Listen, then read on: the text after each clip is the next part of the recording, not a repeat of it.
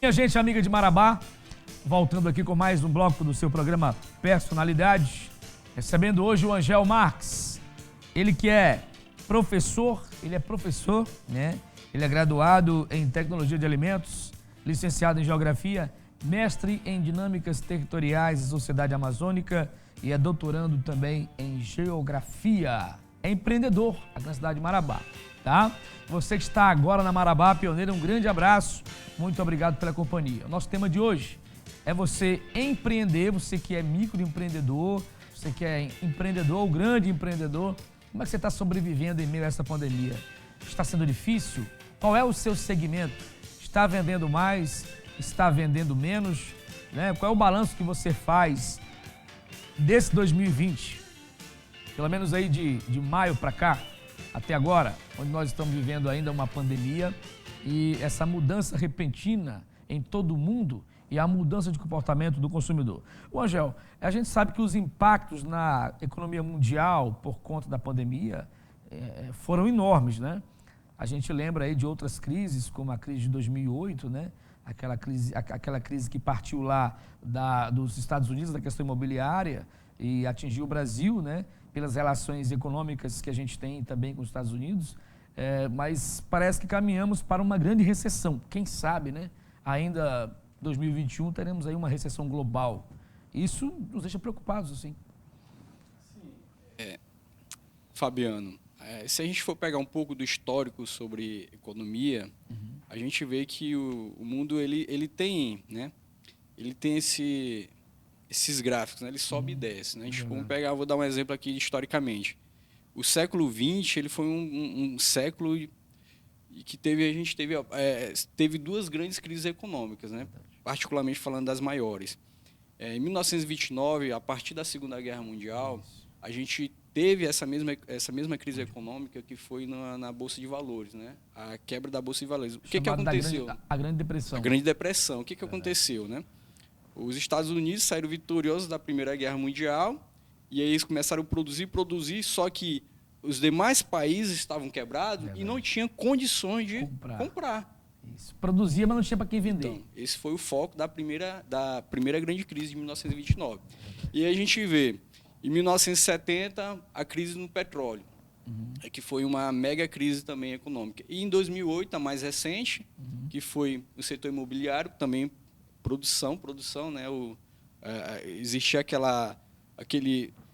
os Estados Unidos estavam produzindo, estavam comprando e não tinha para quem vender. Então, dali surgiu também a outra crise econômica em 2008. E agora, 2020, com a pandemia, que não sabemos os reais efeitos, né? Eu estava lendo recentemente um relatório da ONU que no ano de 2021 teríamos uma grande crise humanitária, né? Entendi. Ou seja, a empresa no mundo. Exatamente, a empresa no mundo. Ou seja, a gente vê grandes mobilizações do setor empresariado, a gente vê mobilizações dos estados, né? A gente vê os estados comprometendo 10%, 15%, 20% do seu PIB, como está acontecendo na França, na Espanha. Entendi. Justamente para tentar salvar, entendeu?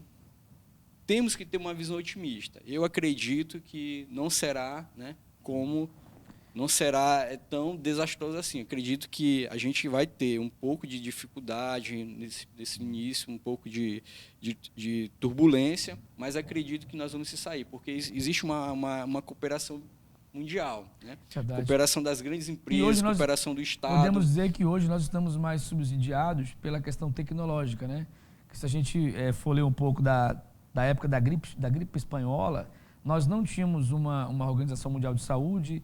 As autoridades da época, elas não se mobilizaram, elas não se uniram para poder lutar contra aquela grave pandemia, que foi a gripe espanhola, mas hoje nós temos a tecnologia ao nosso favor. Então, como você falou, a gente acredita que pelos nossos parâmetros de hoje, a evolução da tecnologia, da ciência, a gente vai conseguir vencer isso mais rápido.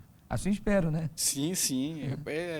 Temos que ser otimistas, né? De fato, a gente vê todos esses cenários de endividamento, né, do mundial, endividamento dos estados, endividamento das empresas, mas está todo mundo se ajudando.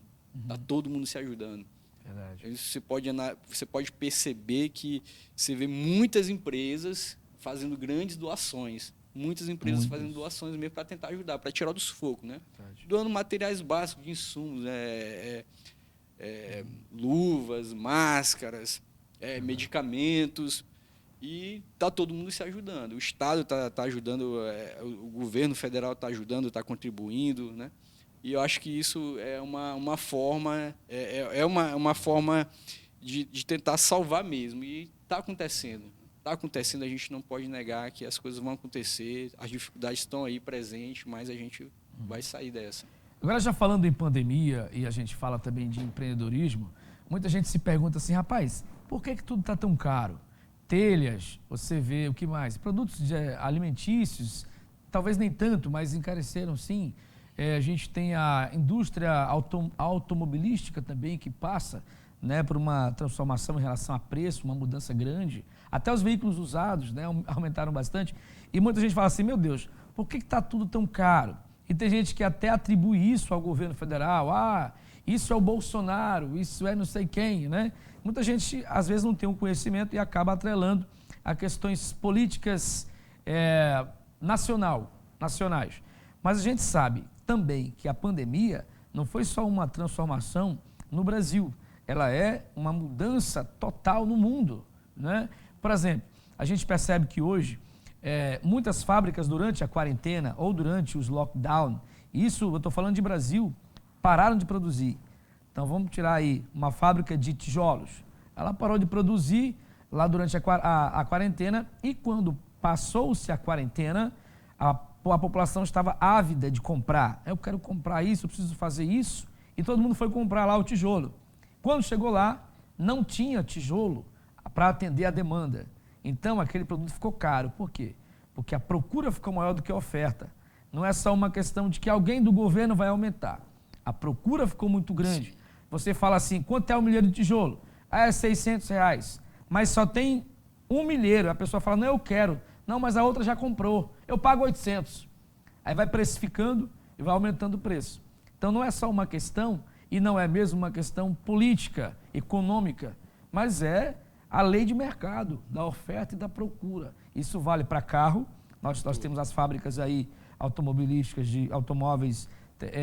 Não tem carro à pronta entrega, tem que fazer por encomenda e isso demora 3 meses. Então o consumidor também tem que entender isso, né?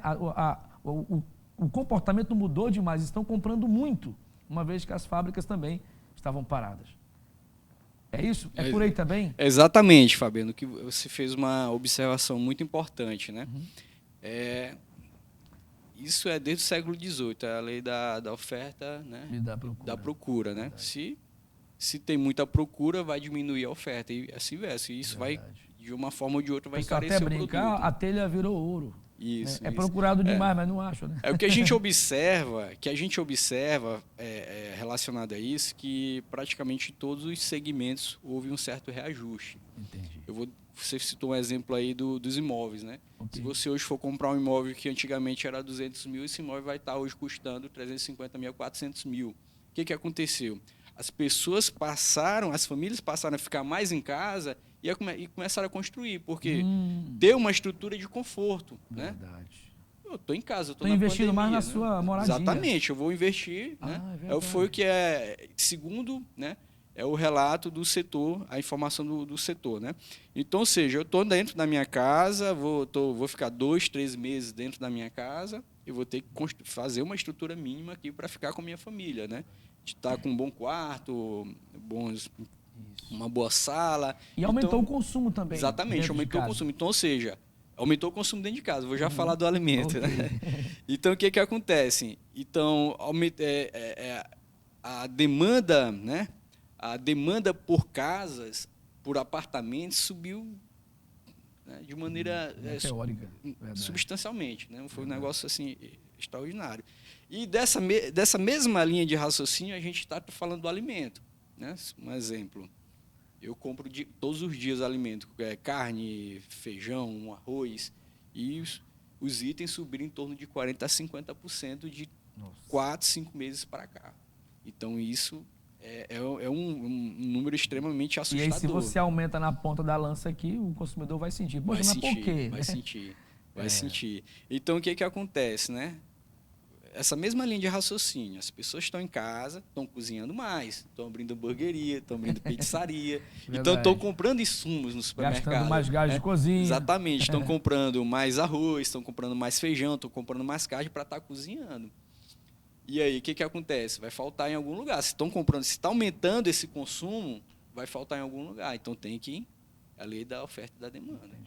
Ô, Ângelo, para você que é empresário, você é proprietário de restaurante, o que foi mais difícil para você nessa pandemia? Eu sei que a gente já estava falando aqui da redução, mas o que você olhou, você olha hoje e fala assim, poxa, isso foi muito difícil para mim? O que foi?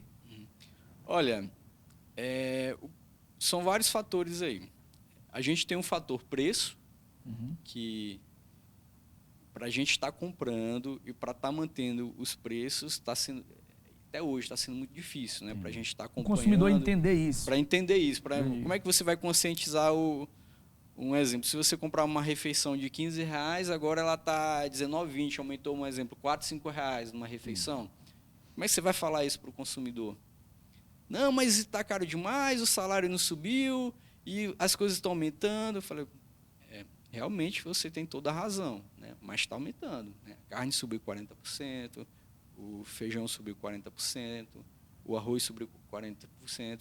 Então, fazer esse trabalho de conscientização, chegar para o consumidor explicar, né, de uma maneira didática mesmo, né, e falar para o consumidor, olha, realmente você tem razão, as coisas estão subindo, mas infelizmente é assim.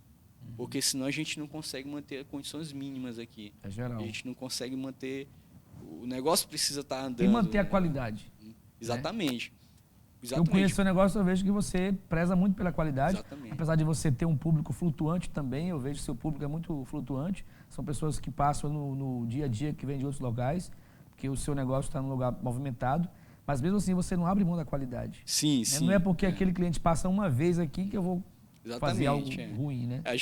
Uma coisa que você falou aí, essa questão do cliente flutuante. A gente tem clientes das cidades aqui próximas, né? São João do Araguaia, Itupiranga, São Domingos, Jacundá. A gente sempre encontra, como lá é o centro comercial, né? A gente está localizado ali no centro comercial de bancos e órgãos públicos.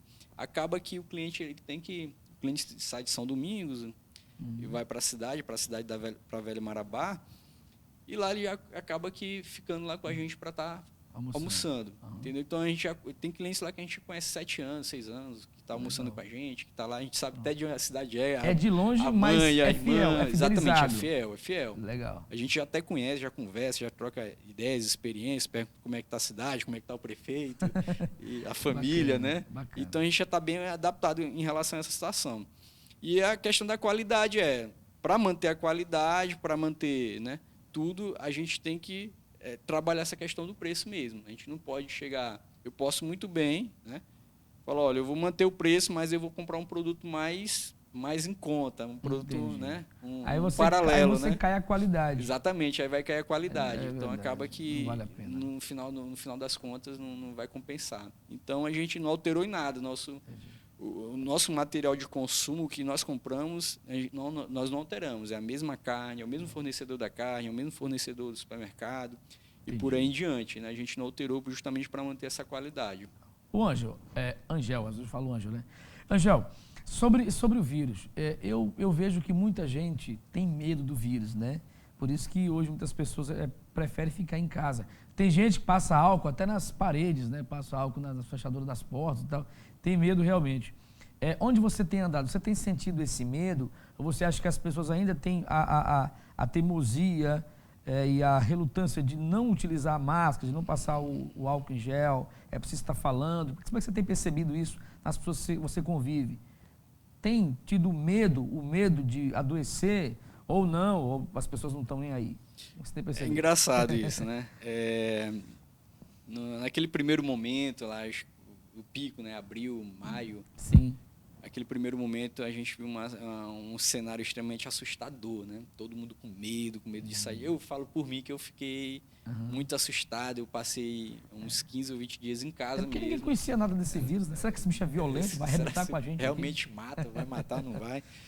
E eu passei nesse período, na primeira fase, digamos assim, Eu fiquei 15, 20 dias em casa mesmo, trancado com minha família. Certo. E pensando, preocupado, né? E com medo de adquirir a doença. E aí, com o passar do tempo, eu voltei a trabalhar, né? Fazendo delivery. E aí fui me adaptando, tomando as medidas, usando álcool em gel no carro, usando álcool em gel no local de trabalho, em casa, todo aquele cuidado com a roupa, Legal. né? Chegar da rua, trocar de roupa fora de casa, Fora. já ensacar a roupa, ir direto para tomar um banho. A gente tomando todos esses cuidados. E agora, nesse momento, particularmente, eu estou muito mais confortável do que antes, né? Já deu para perceber o comportamento do vírus, né? Exatamente. A gente já conseguiu. Não que a gente fique tranquilo, mas já sabe como se sair. Existem algumas alternativas. Exatamente, né? E a gente toma um certo cuidado, né? E a gente vê também isso nas pessoas. As pessoas deram acomodou mesmo, na verdade, de uns meses para cá, de uns 2 ou 3 meses para cá, as pessoas deram acomodado porque o vírus estava indo embora, né? Ele foi embora. Só que agora o vírus voltou, está voltando. Está voltando. E já tá vindo aquele cenário de terror novamente. Verdade. Né? Aquele cenário. Tendo que fechar alguns Exatamente. estabelecimentos. Medidas mais Medidas duras. mais duras. Acredito que fechar, vir de fato, ainda não chegamos nessa proporção. O Sindicom agora, foi matéria do nosso programa agora essa semana, o Sindicom pediu para as pessoas utilizarem máscaras no comércio de Marabá. Né? As pessoas precisam usar máscara realmente. Não é achar assim, agora está tudo tranquilo, né? Aí você paga para ver e você acaba sendo contaminado. Acaba sendo contaminado. Então, como eu estava te dizendo, as pessoas deram uma acomodada, agora está assustando, mas mesmo assim as pessoas estão muito mais confortáveis. Não estão sentindo.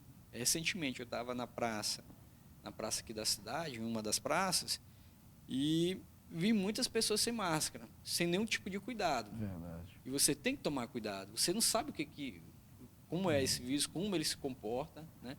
Porque a cada pessoa tem um organismo, né? A cada pessoa o vírus ele se manifesta de maneira diferente, né? Talvez vai se manifestar de uma forma em você e em mim será de uma forma totalmente diferente. Né? Às vezes pode me matar para você, né? Ou deixar bem mal. Ou deixar bem mal, né? Que, a gente vê casos aí. Eu vi um comerciante recentemente lá, na Velha Marabá, ele me contando, ele veio adoecer agora. De todo esse tempo, ele veio adoecer de 2 semanas para cá, e ele perdeu 10 quilos. Nossa. Eu olhei para ele assim, o que foi isso? Aí ele falou, rapaz, eu peguei a doença. Meu Deus. Aí ele falou para mim, olha, toma cuidado, usa máscara, usa álcool em gel, porque não é brincadeira. Não sei se você viu isso, Angel, pegando esse exemplo. Eu conheço muita gente que realmente falava assim, esse vírus é balela, o pessoal inventa demais, isso é coisa política. Politizaram a pandemia. Quem quis politizar, politizou realmente. Mas o que não significou é a realidade científica do vírus, né? A gente sabe que o vírus ele é uma realidade. Então, eu conheci muita gente que pagou para ver. Não, isso é bobagem. Essa máscara nem protege ninguém, tal. E acabou contraindo o vírus de forma perigosa. Sofreu bastante. Então, é não pagar para ver. Eu mesmo estou aqui, estou pegando aqui no celular, né? Tem um tablet aqui na minha mesa, tem alguns objetos. Ao sair daqui, eu passo álcool em gel na minha mão. Você também. E a gente está aqui mantendo um distanciamento. Então, assim, é sempre manter esses cuidados e não pagar para ver. Porque, meu irmão, ninguém sabe a hora. Ninguém sabe. Realmente é cuidados mesmo. Okay.